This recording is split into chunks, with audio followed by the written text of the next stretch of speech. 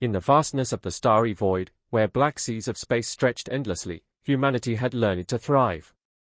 The Terran Federation's stellar expansion spanned dozens of star systems. In their insatiable curiosity, humans encountered numerous species, some peaceful, some hostile, but they had always managed to hold their ground. However, nothing prepared them for the alien race that referred to themselves as the HFY, a species resembling towering, anthropomorphic pigs. The HFY were renowned for their strict, authoritarian rule, and their empire spread across a significant part of the galaxy. They had enslaved dozens of species under the guise of maintaining galactic order, and their massive fleets were the stuff of legend. Diplomacy was rare, for the HFY preferred conquest and dominance over peaceful coexistence. Yet, they had never encountered a species quite like humans. Chapter 1: The Foolishness of Man. Captain Elias Kendrick gazed through the viewport of the Starfinder, his personal starship, as the distant nebula shimmered with blues and purples. He had always been a bit of a renegade, choosing the life of an explorer over serving in the more rigid ranks of the Terran Navy. His independent spirit, while admirable, often landed him in trouble. "Captain," came a voice from behind him. His first mate, Juno Ward, approached with a worried expression. "Long-range sensors have picked up a HFY patrol fleet heading our way. I suggest we deviate from our course." Kendrick smirked. "And let them chase us halfway across the sector? Nah, Juno. We've got this. Besides, they've never caught us before. But this is HFY space.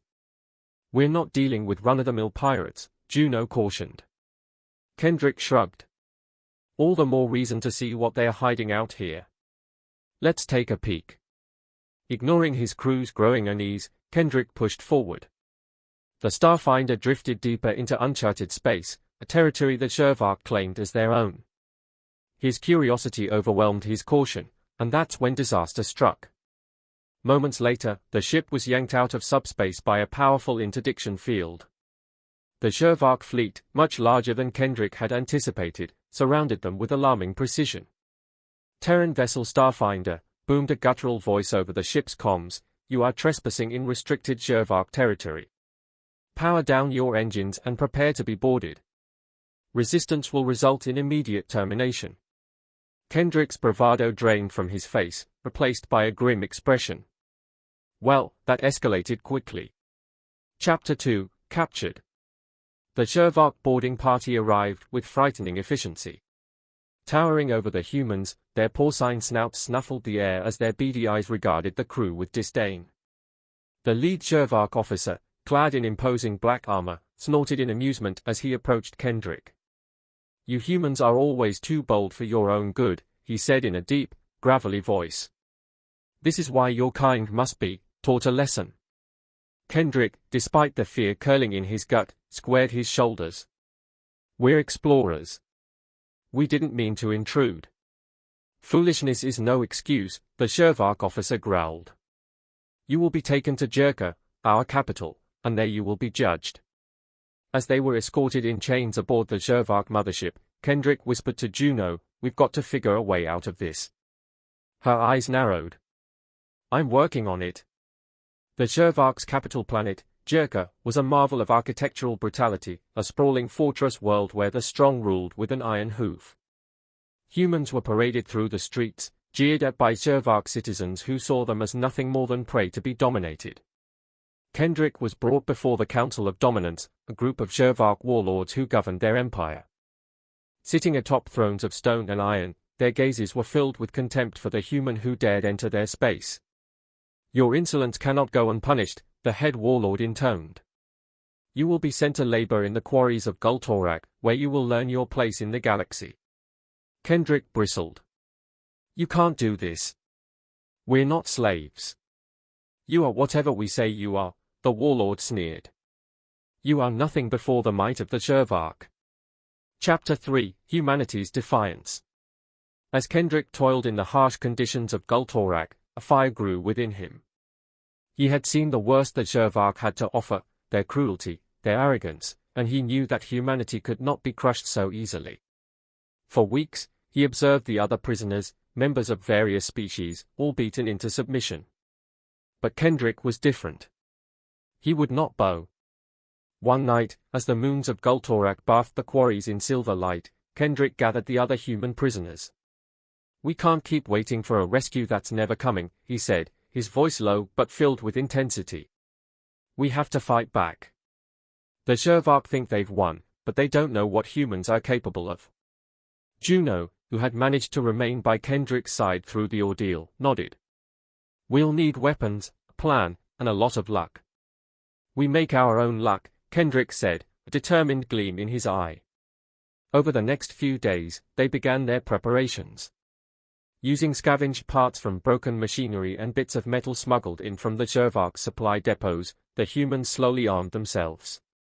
Kendrick knew it would be risky, but he also knew that the Shervark's greatest weakness was their hubris. They underestimated the humans, believing them to be nothing more than weak-willed fools. They were wrong. Chapter 4: The Revolt. The uprising began in the dead of night. Kendrick and his crew struck swiftly, disabling key security systems and overpowering the guards.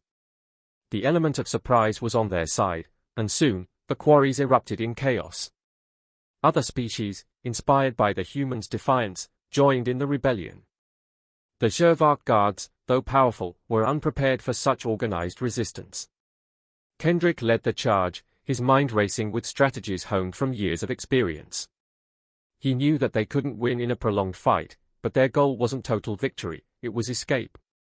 As explosions rocked the quarries and fires lit up the night, Kendrick and his team made their way to the Shervark's command center.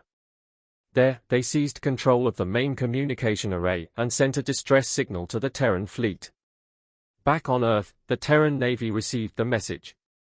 Admiral Reyes, a steely woman known for her no-nonsense demeanor, wasted no time. "Mobilize the fleet," she ordered. "We're bringing our people home."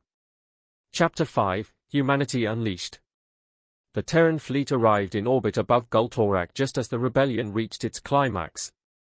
The Shervark were caught off guard, their arrogance blinding them to the possibility that humans could ever pose a real threat.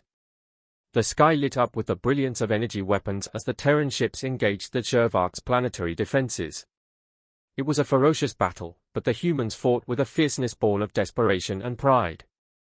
The Shervark had never encountered an enemy like this, one that refused to be broken. On the ground, Kendrick and his rebels pushed toward the landing zone, where the Terran dropships were making their descent. The Shervark attempted to regroup, but it was too late. The tide had turned. As Kendrick boarded the dropship, battered but unbowed, he turned to Juno. "They thought we were fools," he said with a grin. "But they forgot one thing about humans." Juno raised an eyebrow. "And what's that?" Kendrick's smile widened. "We don't know how to give up." Epilogue: The message sent. The Shervark would never forget the rebellion on Gultorak. It was a blow to their empire's image of invincibility. The humans, once considered insignificant by the galactic powers, had proven that they were a force to be reckoned with. Back on Earth, Kendrick stood before the Terran Senate, his once carefree demeanor tempered by the weight of what he had been through. "We may be small," he said, his voice echoing through the chamber, "but we are not weak. The Shervark thought they could break us. Instead, we showed them what it means to be human. And now, they'll think twice before they ever underestimate us again." The Terran Federation's message was clear: humanity was here to stay, and no empire, no matter how mighty, could stand in their way. The galaxy had just learned the first rule of human defiance: never push them too far.